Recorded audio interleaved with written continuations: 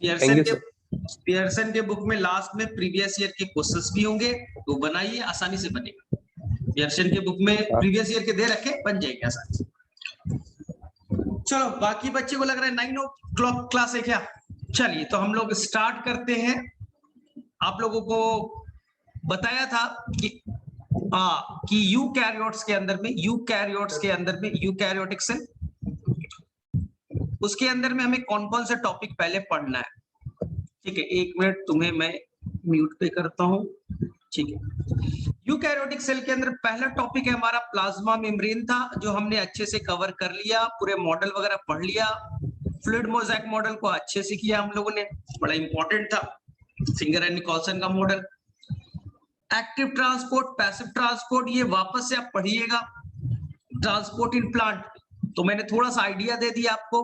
ठीक है, इसके बाद में सेकंड जो टॉपिक था वो था बच्चा सेल वॉल।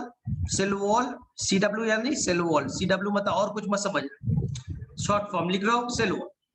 सेल वॉल पढ़ना है, आसान सा टॉपिक है, छोटा सा टॉपिक है, लास्ट में कर लेंगे क्योंकि टाइम है विवेक, आसानी से कर लेंगे। छोटे छोटे अभी टॉपिक्स है, राइबोसोम है, सेल वॉल है, वो आसानी से हम लोग बाद में कर लेंगे, तो टेंशन नहीं है, अभी नहीं कवर किया।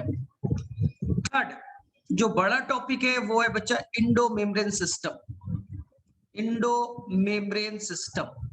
ठीक है, आपको बताया था इंडो मेम्ब्रेन सिस्टम वो सेल ऑर्गेनल जो आपस में वेल कोऑर्डिनेट मैनर में काम करते हैं, यानी आपस में मिलजुल करके काम करना पसंद करते हैं। तो हमेशा क्वेश्चन आता है इंडो मेम्ब्रेन सिस्टम के पार्ट कौन है, कौन सा पार्ट नहीं। तो आपको मालूम है 4 पार्ट कौन कौन से, सभी को बताने की जरूरत नहीं है, सभी लोग स्मार्ट ही हो गया। ER, GB, lysosome and the vacuole, ये इंडो मेम्ब्रेन सिस्टम के पार्ट है। तो यानी सर कुछ पार्ट नहीं है, उसे भी तो पढ़ना पड़ेगा। हाँ, पढ़ना पड़ेगा, हमें पढ़ना पड़ेगा डिटेल से, जो अगले क्लास में करेंगे। माइटोकॉन्ड्रिया, प्लास्टिड, ठीक है, ये आसान है बच्चा, ये आपने 9th में भी पढ़ा होता है, तो ज्यादा डिफिकल्ट होता नहीं है। लेकिन इस माइटोकॉन्ड्रिया के ऊपर में एक पूरा चैप्टर पढ़ना है जिसका नाम है रिस्पिरेशन, क्योंकि आपको मालूम है एटीपी कौन बनाता है, power house of the cell कौन है, माइटोकॉन्ड्रिया। और एक हमारा चैप्टर भी है रिस्पिरेशन इन प्लांट, यानी प्लांट में रिस्पिरेशन कैसे होता है ना, कैसे एटीपी बनता है, कैसे फर्मेंटेशन होते हैं, पूरा एक चैप्टर है 5 पेजों का। तो हम माइटोकॉन्ड्रिया को वहां भी खूब डिटेल से पढ़ेंगे, यहाँ स्ट्रक्चर जानेंगे, वहां बेटा उसके पूरे फंक्शन को अच्छे से पढ़ेंगे। ये 10th में भी आपको पढ़ना था, रिस्पिरेशन में एटीपी कैसे बना, ग्लाइकोलिसिस क्या होता है, क्रेब्स साइकिल क्या होता है, हम पूरे डिटेल से पढ़ेंगे। प्लांट फिजियोलॉजी इस यूनिट का नाम है। इसी तरह से प्लास्टिड जो है, इससे रिलेटेड एक चैप्टर जो बोला जाता है क्लास 11 का सबसे डिफिकल्ट चैप्टर है ना, सबसे खतरनाक चैप्टर मान लिया गया है, जिसे कहते हैं बेटा photosynthesis in higher plant. Plant के अंदर में फोटोसिंथेसिस कैसे होता है, क्लोरोप्लास्ट करता है, तो हम वहां भी इसे बहुत डिटेल से पढ़ने वाले हैं। तो हमें 2 बार मौका मिलेगा इस प्लास्टिड को पढ़ने का। चलिए, इसके अलावा हम न्यूक्लियस के बारे में बहुत डिटेल से पढ़ेंगे। आपके एनसीईआरटी ने 2 पेज न्यूक्लियस के बारे में दिया है, न्यूक्लियस के बारे में बहुत डिटेल से दिया है। क्रोमोसोम क्या होते हैं, डीएनए क्या है, क्रोमैटिन फाइबर क्या है, तो हम न्यूक्लियस के बारे में काफी डिटेल से पढ़ने वाले हैं। ठीक है, एक ही टॉपिक। लास्ट टॉपिक जो कि मेरे उम्मीद से सबसे डिफिकल्ट होगा इस चैप्टर का, मेरे अकॉर्डिंग, वो होगा बच्चा साइटोस्केलेटन। ये तुमने लाइफ में कभी पढ़ा नहीं है, ये पहली बार तुम्हें पढ़ने को मिलेगा। 9th क्लास में बाकी चीजें आपने पढ़ा था, लेकिन साइटोस्केलेटन ऐसा चीज है जो अभी तक आपने टच नहीं किया, आपको मालूम ही नहीं क्या होता है। साइटो का मतलब सेल, स्केलेटन मतलब ढांचा। जैसे तुम्हारे बॉडी में बोन्स है, इसी से पूरा बॉडी ना खड़ा है, तुम खड़े क्यों हो, क्योंकि अंदर से एक हार्ड स्ट्रक्चर है। बोन्स केवल मसल के बने रहे तो गिर जाते नीचे, तो अंदर से मजबूती देने के लिए सेल के अंदर में कुछ स्ट्रक्चर होते हैं, साइटोस्केलेटन ना। इसके अंदर में बच्चा टॉपिक पढ़ेंगे साइटोस्केलेटन के अंदर में, सीलिया के बारे में पढ़ेंगे डिटेल से। सर सीलिया क्या होता है, फ्लैजेला के बारे में पढ़ेंगे। सर हमने फ्लैजेला तो पढ़ लिया है ऑलरेडी, नहीं, हमने प्रोकैरियोट्स का फ्लैजेला पढ़ा है, हमें यूकैरियोट्स के फ्लैजेला के बारे में डिटेल से पढ़ना है।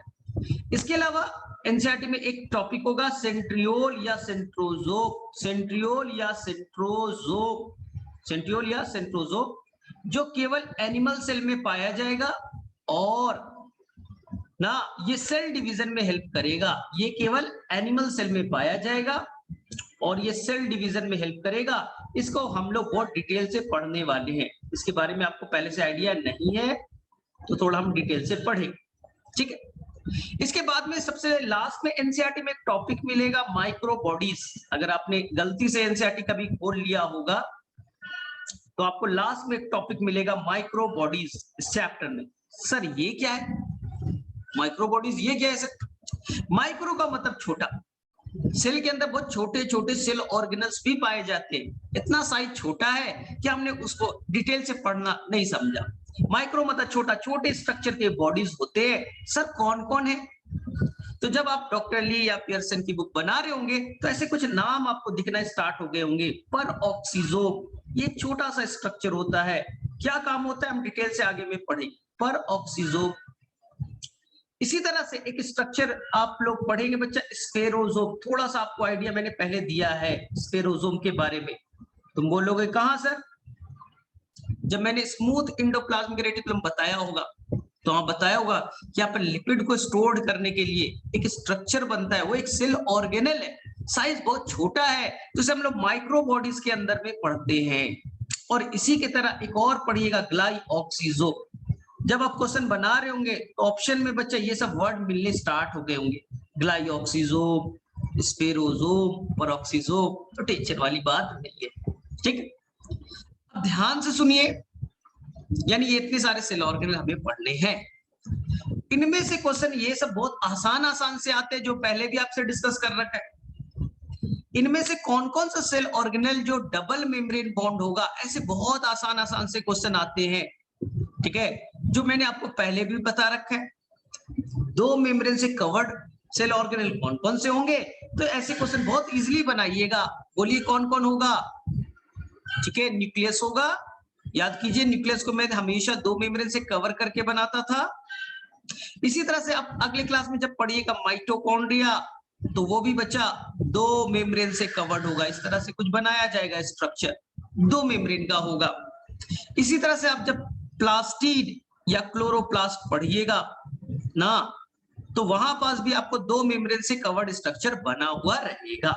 तो ऐसे क्वेश्चन आपको बनाने में आएगा तो बहुत आसानी से बनाइएगा। दो मेम्ब्रेन कवर्ड कौन कौन है? न्यूक्लियस, माइटोकॉन्ड्रिया, प्लास्टिड, ठीक है। अब ध्यान से सुनिए, अब सेकेंड क्वेश्चन आएगा मेम्ब्रेन लेस कौन होगा। ये मैंने ऑलरेडी आपको बता रखा है। ऐसे सेल ऑर्गेनल का नाम बताइए जो कोई मेम्ब्रेन से कवर्ड नहीं है।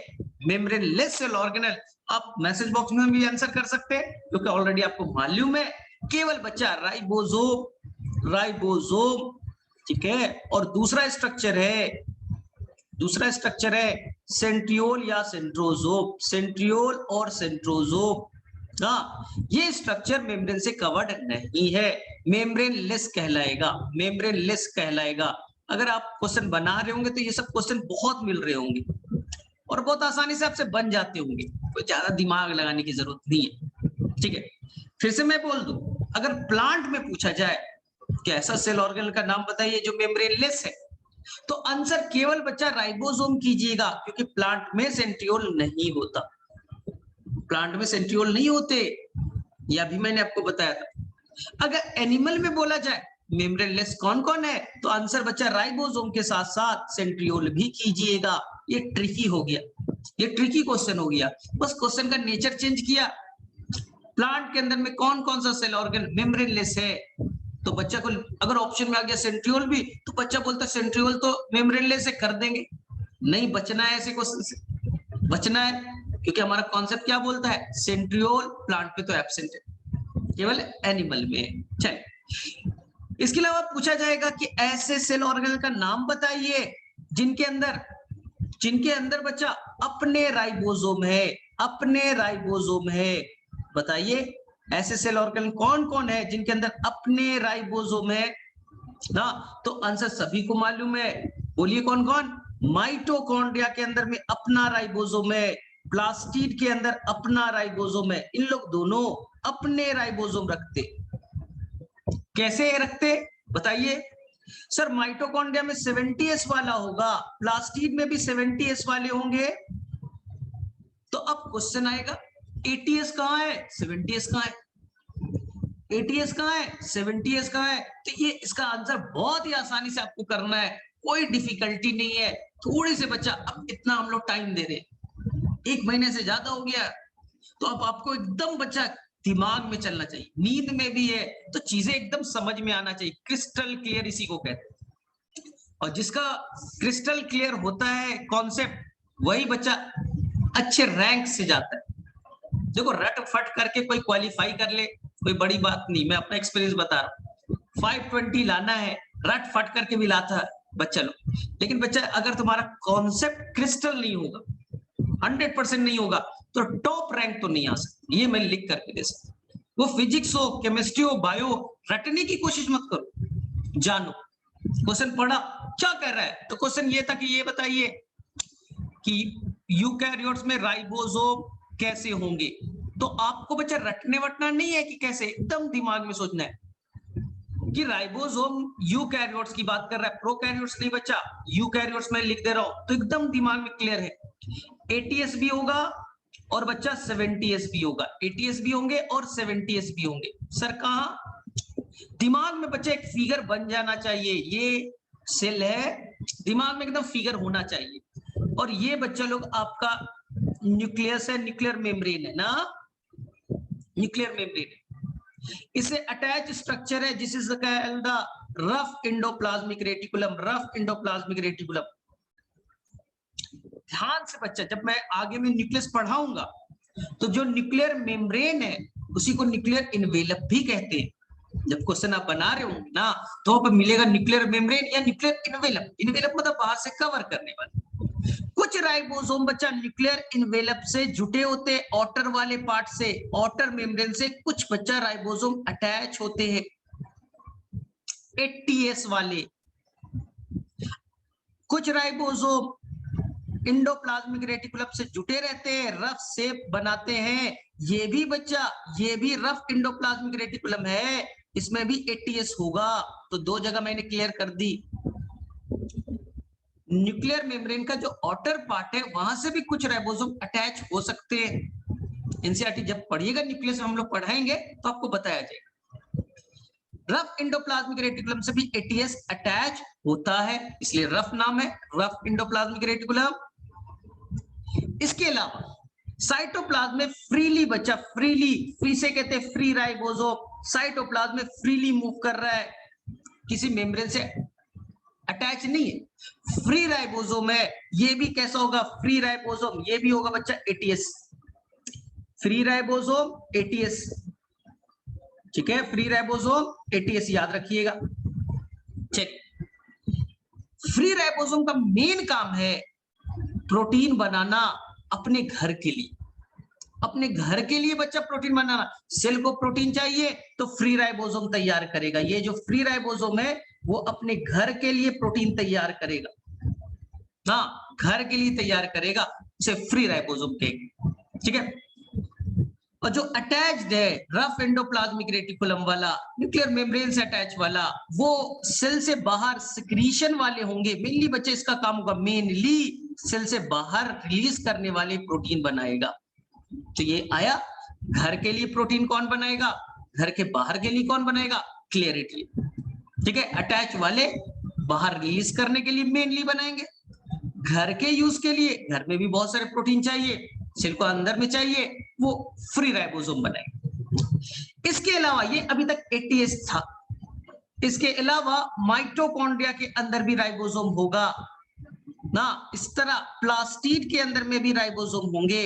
वहां बच्चा होगा कैसा, वहां पास होंगे 70s।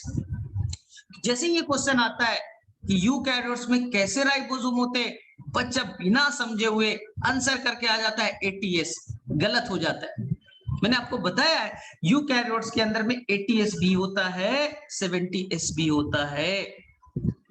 70s होते हैं माइटोकॉन्ड्रिया के अंदर में, 70s होते हैं प्लास्टिड के अंदर में, तो ये गड़बड़ी नहीं करना है आप लोगों को। इसी तरह से क्वेश्चन पूछ दिया जाता है किस सेल ऑर्गेनल्स के अंदर डीएनए पाया जाएगा, किस सेल ऑर्गेनल्स के अंदर डीएनए पाया जाएगा। तो आप सभी को मालूम है, अरे न्यूक्लियस के अंदर में मेन डीएनए तो होगा ही होगा, न्यूक्लियस के अंदर में मेन डीएनए तो होगा ही होगा, इसमें तो कोई कंफ्यूजन नहीं है। 99.9% डीएनए न्यूक्लियस के अंदर ही तो रहते हैं। हाँ, लेकिन बच्चा कुछ डीएनए माइटोकॉन्ड्रिया में भी होता है सर्कुलर शेप का। हाँ, एक ही होगा बेटा, एक ही डीएनए का मॉलिक्यूल होगा। हाँ, इसी तरह से प्लास्टिड के अंदर, यानी प्लास्टिड के अंदर में भी डीएनए पाए जाएंगे, याद रखिएगा। अब कितना अच्छा क्वेश्चन बन गया, ये बताइए कि किस किस सेल ऑर्गेनल में डीएनए पाया जाएगा। आपका आंसर बहुत सिंपल होगा बच्चा, न्यूक्लियस होगा, माइटोकॉन्ड्रिया होगा और बच्चा प्लास्टिड होगा, एनएमपी होगा। लेकिन अगर क्वेश्चन पूछ दिया राइबोसोम कहां कहां पाया जाएगा, तो आंसर रटना नहीं है, दिमाग में सोच करके चलना है। ठीक है सर, मेनली बच्चा आप माइटोकॉन्ड्रिया करिएगा और प्लास्टिड कीजिएगा। कुछ बच्चा यहाँ पर दिमाग लगा सकता है, सर न्यूक्लियस के बाहर में भी तो अटैच है ना न्यूक्लियर मेम्ब्रेन से, वो बहुत ही कम होते हैं बच्चा, बहुत ही एक्सेप्शनली अटैच होते हैं। तो मेनली पूछा जाएगा किस सेल ऑर्गेनल में होता है, मैं पहले से क्लियर कर दूं, वो बच्चा माइटोकॉन्ड्रिया कीजिएगा और प्लास्टिड कीजिएगा, न्यूक्लियस नहीं कीजिएगा उस टाइम। ठीक है, कुछ अटैच होते हैं, मैंने बोला कुछ अटैच हो सकते हैं। ठीक है, ऐसा देखा गया है। अब पूछा जाएगा डीएनए बताइए हमारे अंदर कैसा है, लीनियर या सर्कुलर है। स्मार्ट बच्चा क्वेश्चन ये करेगा, लीनियर है यानी बच्चा ऐसा है, लीनियर है या सर्कुलर है, कैसा है। ये बहुत अच्छा सा क्वेश्चन बनेगा। आज मैं रिकॉर्डिंग ऑफ कर देता हूँ क्योंकि मैं बहुत स्मार्ट चीज बताने वाला हूँ, ऐसा चीज जो एम्स में केवल आए, नॉर्मल बच्चा बना ही नहीं पाए, एनसीईआरटी में मिलेगा नहीं, ये सब बाउंसर पड़ेगा। तो मैं चाहता हूँ जो क्लास अटेंड कर रहा है लाइव क्लास, उसी को मौका मिले नया चीज सीखने का। ठीक है, और जो सो रहे हैं वो सोने दीजिए, कर दो रिकॉर्डिंग ऑफ। तो ये देखिए, ये जो डीएनए है सर्कुलर शेप का कहां कहां मिलेगा, तो मिलेगा माइटोकॉन्ड्रिया में और प्लास्टिड, माइटोकॉन्ड्रिया में और प्लास्टिड। जबकि न्यूक्लियस के अंदर में लीनियर डीएनए, न्यूक्लियस के अंदर में लीनियर डीएनए, ये याद रखिएगा, न्यूक्लियस के अंदर में लीनियर डीएनए, माइटोकॉन्ड्रिया में देखिए ना सर्कुलर शेप का है। अगले क्लास में बताऊंगा ना, एक ही डीएनए होता है, एक ही डीएनए होता है circular shape. Second question, semi autonomous organelle कौन होगा, सेमी ऑटोनोमस ऑर्गेनल कौन होगा। ठीक है, तो याद रखना है सेमी ऑटोनोमस किसे कहते हैं। सेमी मतलब हाफ, फुल फॉर्म पहले पढ़िए, सेमी का मतलब हाफ, ऑटोनोमस, ऑटोनोमस, सेमी मतलब हाफ, ऑटोनोमस मतलब इंडिपेंडेंट, ऑटोनोमस इंडिपेंडेंट, आधा इंडिपेंडेंट होगा, हाँ पूरी तरह से नहीं। तो आपको मालूम है माइटोकॉन्ड्रिया के अंदर बच्चा अपना डीएनए है, तो ये अपना आरएनए तैयार करेगा और ये अपना प्रोटीन तैयार कर लेगा, अपना प्रोटीन बना लेगा, लेकिन सारे प्रोटीन नहीं बना सकते। माइटोकॉन्ड्रिया को 100 प्रोटीन चाहिए, तो मान लो बच्चा 50 प्रोटीन खुद से बना लेता है, 50 बना लेगा केवल। 50 के लिए न्यूक्लियस की जरूरत पड़ेगी, वहां से डीएनए आरएनए बनेगा, वहां से फिर राइबोसोम से प्रोटीन बनेंगे ना। तो कुछ तो खुद से बना सकता है, कुछ के लिए बाहर से जरूरत पड़ेगी, इसलिए पूरी तरह से इंडिपेंडेंट नहीं है, कुछ काम खुद से कर लेगा, कुछ काम बाहर से डिपेंडेंट है। सेमी ऑटोनोमस ऑर्गेनल वो दो ही है, एक का नाम माइटोकॉन्ड्रिया और एक का नाम प्लास्टिड, ये याद रखिएगा। ऐसे ऐसे क्वेश्चन पूछे जाते हैं, कोई गड़बड़ नहीं करना, कोई गड़बड़ नहीं करना। क्वेश्चन बनाने के दौरान मिला होगा कि माइटोकॉन्ड्रिया कैसे डबल होता है, क्या माइटोकॉन्ड्रिया एक ही है, अगली क्लास में बताऊंगा। बाइनरी फ्यूजन बच्चा, जैसे बैक्टीरिया अपने आप को डबल करता है, माइटोकॉन्ड्रिया 20 से डिवाइड करके डबल हो जाएगा। बाइनरी फ्यूजन वो भी अपने आप को डबल कर सकता है डिवाइड करने से, हाँ इसलिए माना जाता है कि जो माइटोकॉन्ड्रिया है, माइटोकॉन्ड्रिया बच्चा वो पूरी तरह से दिखने में काम वाइज बच्चा एक तरह से बैक्टीरिया है। माइटोकॉन्ड्रिया हर काम के मामले में देखिएगा तो एक बैक्टीरिया की तरह आपको अपीयर होते हुए दिखेगा। सर कैसे? माइटोकॉन्ड्रिया एक बैक्टीरिया है क्या? हाँ, ये माना गया है, ये नया रिसर्च में साइंटिस्ट ने ढूंढा है। साइंटिस्ट ने नया रिसर्च में ढूंढा है कि जो माइटोकॉन्ड्रिया है वो एक्चुअली में एक बैक्टीरिया था, वो हमारे अंदर आ गया, हमारे सेल के अंदर इंटर कर गया और वो अपने आप को माइटोकॉन्ड्रिया में कन्वर्ट कर लिया। ये बड़ा फेमस थ्योरी है, बड़े साइंटिस्ट ने बताया, हाल फिलहाल बताया, बड़ा इंटरेस्टिंग कहानी। तो लोगों ने पूछा कि माइटोकॉन्ड्रिया बैक्टीरिया था, मतलब बैक्टीरिया आ गया और वही माइटोकॉन्ड्रिया में कन्वर्ट हो गया, कैसे? बोले देखो, बैक्टीरिया के अंदर में सर्कुलर शेप का डीएनए होता है, माइटोकॉन्ड्रिया में भी सर्कुलर शेप का होता है। बैक्टीरिया के अंदर बाइनरी फ्यूजन से डिवीजन होता है, माइटोकॉन्ड्रिया भी बाइनरी फ्यूजन से करता है। बैक्टीरिया में 70 राइबोसोम होते हैं, माइटोकॉन्ड्रिया भी 70 राइबोसोम रखेगा ना। बैक्टीरिया के अंदर बच्चा बड़े साइज के पोर होते, पोरीन्स, आपको बता रखा है ग्राम नेगेटिव में। माइटोकॉन्ड्रिया में भी बच्चा आउटर मेम्ब्रेन पे बड़े पोर होते, पोरीन्स होते। तो ऐसे कई सारे एविडेंस है ना। वो डीएनए हो, दोनों जगह सर्कुलर है, दोनों जगह एक एक डीएनए है। बैक्टीरिया में भी मेन डीएनए एक ही है, माइटोकॉन्ड्रिया में भी एक ही। बैक्टीरिया में 70S है, यहाँ भी 70S है। बैक्टीरिया के अंदर में बाइनरी फ्यूजन है, माइटोकॉन्ड्रिया में भी बाइनरी फ्यूजन है। बैक्टीरिया के अंदर में बड़े पोर्स है, पोरीन्स, यहाँ भी पोरीन्स है। इससे साइंटिस्ट ने बोला, इससे प्रूफ होता है कि जो माइटोकॉन्ड्रिया एक जमाने में ये भी एक सेल था, वो हमारे अंदर में इंटर कर गया। इसलिए कभी क्वेश्चन आ गया, सेल विद इन सेल किसे कहेंगे, सेल विद इन सेल किसे कहेंगे? ये बहुत अच्छा सा क्वेश्चन है, बहुत अच्छा सा क्वेश्चन है। ये देखिए, ये सेल था, ये सेल था, यूकैरियोटिक सेल था, ठीक है। और इसके अंदर में कोई और इंटर कर गया, कोई और इंटर कर गया ना, ये प्रोकैरियोट्स इंटर कर गया। तो ये भी बैक्टीरिया भी तो एक सेल है, किसी तरह से इंटर कर गया। इसी थ्योरी को हमने कहा था, आपको बताया वो थोड़ा सा उस टाइम थोड़ा बाउंस करता होगा ये सब चीजें, इंडोसिम्बाइंट थ्योरी। इंडोसिम्बाइंट थ्योरी, थोड़ा गूगल पे थोड़ा रिसर्च कीजिएगा इसके बारे में, इंडोसिम्बाइंट थ्योरी के बारे में। इंडो मतलब अंदर आ गए और वहां रहने लगे। ये व्हाइट वाला क्या है? यूकैरियोटिक सेल है, और ये वाला क्या है? एक बैक्टीरिया यानी प्रोकैरियोटिक सेल। उसे बोला गया कि तू ना यहाँ एटीपी बना। ये बैक्टीरिया पहले क्या करता था, खुद से बच्चा अपना एनर्जी बना लेता था। तो हमारे सेल ने ऑफर किया, तू यहाँ मेरे पास रह और मेरे लिए एटीपी का फॉर्मेशन कर, तुझे रहने की जगह भी दे दूंगा, खाना भी दे दूंगा, तू टेंशन मत ले, मेरा भी काम कर ले। बैक्टीरिया तैयार हो गया और इसी से बच्चा हमारा माइटोकॉन्ड्रिया का फॉर्मेशन हुआ।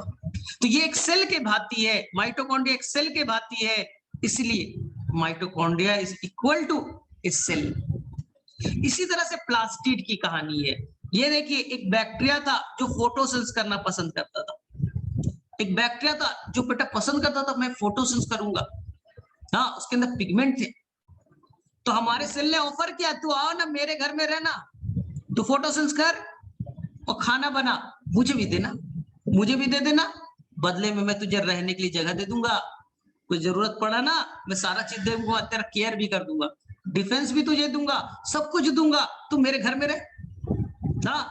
तो इसी तरह से प्लास्टिड बच्चा, ये भी एक बैक्टीरिया था, ये क्लोरोप्लास्ट या प्लास्टिड में कन्वर्ट हो गया। सर कैसे? आपके पास कोई है क्या प्रूफ? सेम कहानी जो मैंने अभी रिपीट की कि बैक्टीरिया के अंदर में 70 राइबोसोम थे, तो प्लास्टिड के अंदर भी 70 ही तो पाए जाएंगे। बैक्टीरिया के अंदर में सर्कुलर शेप का डीएनए था, यहां भी सर्कुलर शेप का है, वहां एक नंबर में था, सिंगल एक अकेला ही था, यहां भी अकेला ही है। बच्चा दिमाग मत लगाना, सर प्लाज्मिड भी होगा क्या? बैक्टीरिया के अंदर प्लाज्मिड था तो माइटोकॉन्ड्रिया के अंदर होगा ही क्या? मैंने पहले ही आंसर बताया, प्लाज्मिड जरूरी नहीं बच्चा हर बैक्टीरिया में, प्लाज्मिड जरूरी नहीं है हर बैक्टीरिया में हो ना, तो माइटोकॉन्ड्रिया में नहीं पाएंगे। चलो इसके अलावा बताइए, बाइनरी फ्यूजन, प्लास्टिड और माइटोकॉन्ड्रिया बच्चा दोनों बाइनरी फ्यूजन से बीच से टूट करके नहीं बनते, सेम कहानी बेटा जो माइटोकॉन्ड्रिया के लिए बताया वो प्लास्टिड के लिए, यानी दोनों भाई हैं। माइटोकॉन्ड्रिया और प्लास्टिड लगभग बच्चा दोनों भाई है। एक को बोला गया तू एटीपी बना, रेस्पिरेशन में हेल्प कर, दूसरे को बोला गया तू फोटोसिंथेसिस कर। और हमारे लाइफ के लिए, अर्थ को चलने के लिए ये दोनों बहुत जरूरी है। अगर फोटोसिंथेसिस नहीं होगा तो फूड कैसे बनेगा, अर्थ कैसे चलेगा। और अगर माइटोकॉन्ड्रिया नहीं है तो एटीपी कैसे बनेगा, एनर्जी कैसे बनेगा, अर्थ कैसे चलेगा ना। इसलिए ये दोनों सेल ऑर्गन बड़ा इंपॉर्टेंट थे, बहुत इंपॉर्टेंट थे। इस तरह इन दोनों का फॉर्मेशन होता है। ठीक है, तो ये सब कुछ कुछ बातें हैं बच्चा जो एनसीईआरटी में नहीं मिलेगा, आपको एनसीईआरटी नहीं मिलेगा, लेकिन एकदम आपको कॉन्सेप्ट को क्लियर करेगा। हाँ, आपके कॉन्सेप्ट को क्लियर करेगा, समझने में हेल्प करेगा। तो यही जो एम्स जाते हैं बच्चे, उनकी कॉन्सेप्ट पे वो काम करते हैं, वो नहीं नोट्स बनाना है, एनसीईआरटी पढ़ना है। उनका मेन फोकस होता है कॉन्सेप्ट आ जाए, कि वो चीजें समझ ले। क्योंकि आपको 38 चैप्टर पढ़ना है, 11th 12th मिला के 38 चैप्टर पढ़ना है। कितना याद करोगे? क्या बच्चे याद करके एग्जाम दिया जा सकता है? नहीं। आप एक बार समझ के देखिए ना, एग्जाम होगा 38 चैप्टर तो आपके केवल बायो के होंगे, इसी तरह से लगभग 40 चैप्टर केमिस्ट्री के होंगे, 30 चैप्टर आपके फिजिक्स के होंगे।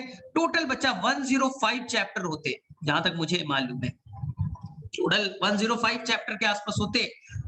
इतने सारे चैप्टर और बस 3 घंटे में आपको पेपर करना होता है। हाँ, 3 घंटा तो ये 105 चैप्टर, तो क्या याद करके कर सकता है कोई? क्या नहीं। इसलिए मैं हमेशा बोलता हूं याद मत करो, रटो मत, चीजों को समझो। जो भी टीचर, कोई भी टीचर पढ़ा रहा है तो क्यों ऐसा होता है, क्यों आंसर है, हर चीज पे वाई आंसर आना चाहिए, क्यों ऐसा हो रहा है। हाँ, ये जिस दिन सीख लिया मेडिकल पक्का है, वो भी अच्छे रैंक से। लेकिन बच्चा रटने में बिजी रहता है, बस याद कर लेंगे, याद करने में मत जाओ, चीजों को समझो। एनसीईआरटी में कोई लाइन लिखा है तो क्यों लिखा है, रीजन क्या है, क्यों ऐसा वर्ड बोल रहा है, तो ये चीज याद रखिए। चलो ठीक है, चलिए हम लोग आगे चले। प्लास्टिड एंड माइटोकॉन्ड्रिया मोटाइल, हाँ मोटाइल होते हैं। साइटोप्लाज्म मूव करता है, ये देखिए ये सेल है, ये न्यूक्लियस है। माना जाता है जो साइटोप्लाज्म के अंदर मूवमेंट होता है, ये मूव करते रहते हैं, या तो क्लॉकवाइज या तो एंटी क्लॉकवाइज घूमते रहते हैं बच्चे, ये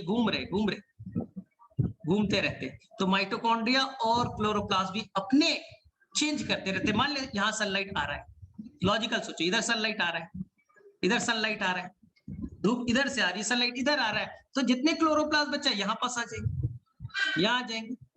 शाम हो गई, अब लाइट इधर से आने लगा तो सारे क्लोरोप्लास्ट यहाँ आ जाएंगे, क्योंकि सनलाइट को पकड़ना है। सर दोपहर है, सामने से लाइट आ रहा है तो क्लोरोप्लास्ट यहाँ आ जाएगा।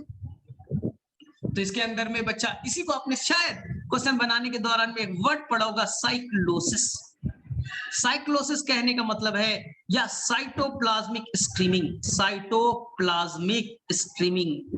जो साइटोप्लाज्म है वो मूव कर रहा है, उसके अंदर मूवमेंट है, साइटोप्लाज्मिक स्ट्रीमिंग ना, वो मूवमेंट शो करता है। तो सेल ऑर्गेनिज्म भी स्टैटिक नहीं है, वो भी मूव कर सकते हैं, इसमें कोई बड़ी बात नहीं। ठीक है,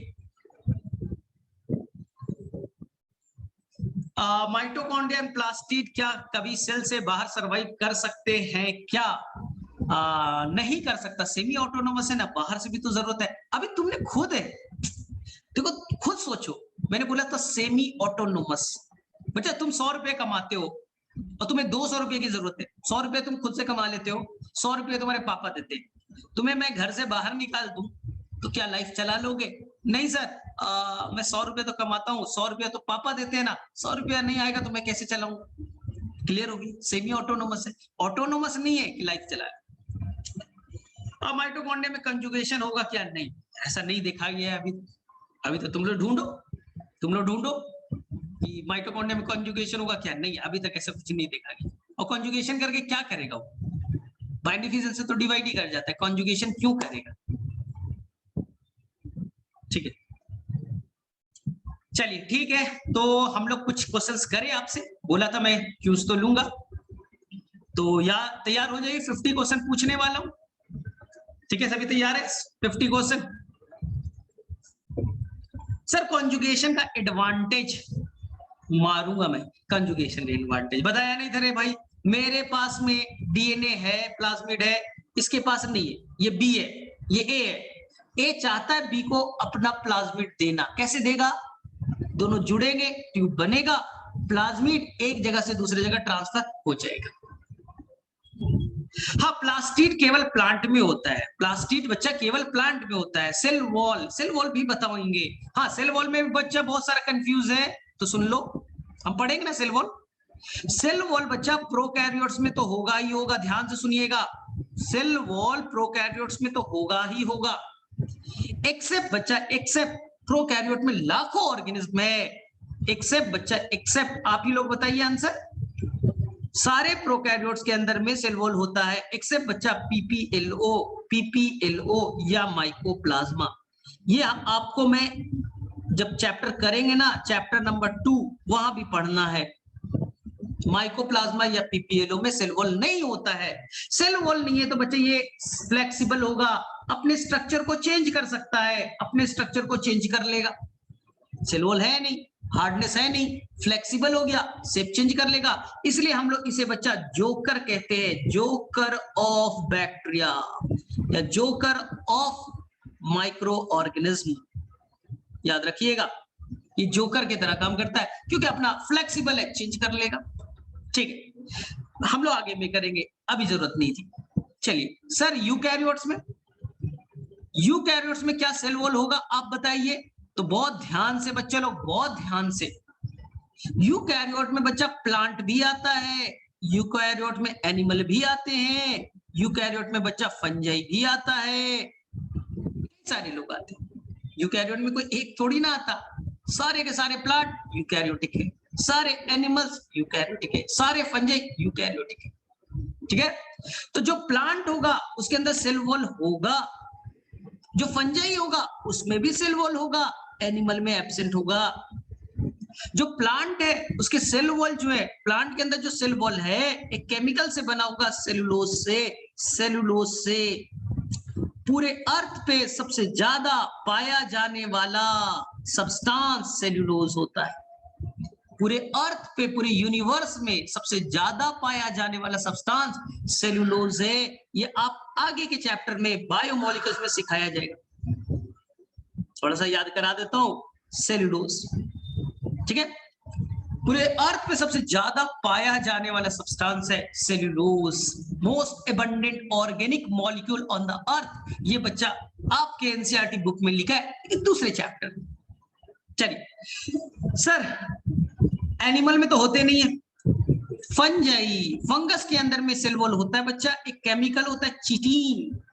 कुछ बच्चा इसे चिटीन पढ़ते हैं, कुछ बच्चा काइटीन पढ़ते हैं। काइटीन पढ़िए, ज्यादा अच्छा है। चिटीन भी बोल सकते हैं, चिटीन भी बोल सकते हैं, काइटीन भी बोल सकते हैं। काइटीन बोलिए, ज्यादा अच्छा है, चिटीन से कोई गड़बड़ नहीं है। काइटीन या चिटीन का बना होता है। हाँ, ये थोड़ा सा याद दिला दो, जब आप पढ़ रहे होगे एनिमल किंगडम, सबसे लार्जेस्ट फाइलम आर्थ्रोपोडा था, सबसे लार्जेस्ट फाइलम बच्चा आर्थ्रोपोडा था। उसके बाहर का कवरिंग भी बच्चा काइटेनिशियस नेचर का था, इसी काइटीन के बने थे, वहां सेल वॉल नहीं होता। बाहर एक्सोस्केलेटन, बाहरी ढांचा वो भी बच्चा काइटीन के बने होते हैं। इसलिए फंगस को बोला जाता है ज्यादा किससे क्लोज है, प्लांट से तू ज्यादा क्लोज है, एनिमल से ज्यादा क्लोज है। फंगस भाई तू बता, तो फंगस बड़ा कंफ्यूजन में है, फंगस बड़ा कंफ्यूजन में है, मैं किसके साथ ज्यादा रहूं? मैं प्लांट की तरह रहता हूं क्योंकि मेरे पास सेल वॉल है, प्लांट में भी सेल वॉल, फंगस में भी सेल वॉल। ठीक है, सिमिलरिटी होगी। प्लांट नॉन मोटाइल है, फंगस भी नॉन मोटाइल है, प्लांट भी नहीं चलते, फंगस भी नहीं चलते, दोनों में। लेकिन फंगस 100% बेटा, दुनिया के जो भी फंगस होगा वो हेट्रोट्रॉफ होगा, ऑटोट्रॉफ नहीं होते, खुद से खाना नहीं बनाते, कोई फोटोसिंथेसिस नहीं करता, खुद से खाना नहीं बनेगा, हेट्रोट्रॉफिक नेचर का है। एनिमल हेट्रोट्रॉफिक नेचर के हैं, तो फंगस एनिमल से ज्यादा क्लोज हो गया। एक तरफ प्लांट से मिलता है, एक तरफ एनिमल का गुण मिल जाता है, तो डिसाइड कौन करे? कुछ गुण प्लांट की तरह, कुछ गुण एनिमल की तरह। हाँ, तो लास्ट में डिसाइड कर दिया कि भाई एनिमल, सबसे ज्यादा एनिमल कौन है? दुनिया में सबसे ज्यादा एनिमल कौन है? इंसेक्ट वाले। इंसेक्ट 75% जो एनिमल्स है वो इंसेक्ट्स वाले, जिसे आर्थ्रोपोडा कहते हैं।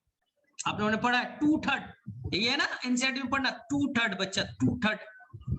हाँ अब पढ़िएगा एनसीईआरटी में ये वर्ड लिखा है।